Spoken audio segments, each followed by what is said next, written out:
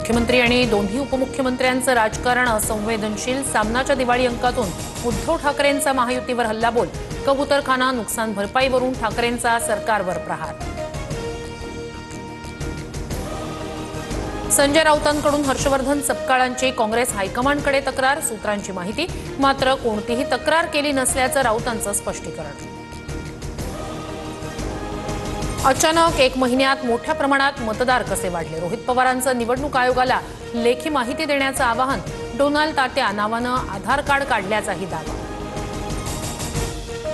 बुलढाण्यात 1 लाखाहून अधिक बोगस मतदार। निवडणूक आयोगाकडून बोगस नावं काढण्यास टाळाटाळ। सत्ताधारी आमदार संजय गायकवाड यांचा मोठा दावा।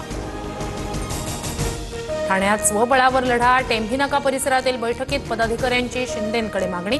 शिवसैनिकांचा भाजपबद्दल नाराजीचा सूर। सूत्रांची माहिती,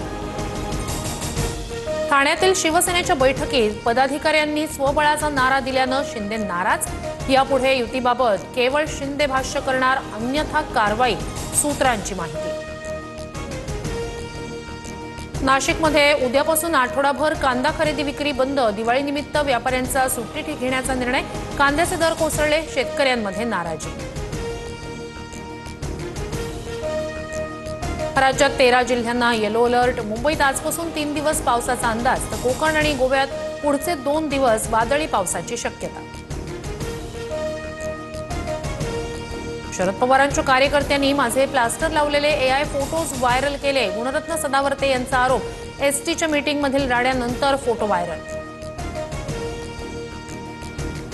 गुजरातमध्ये 16 मंत्र्यांचे राजीनामे। मुख्यमंत्री भूपेंद्र पटेलांकडे सादर। नवीन मंत्रिमंडळाचा मार्ग मोकळा।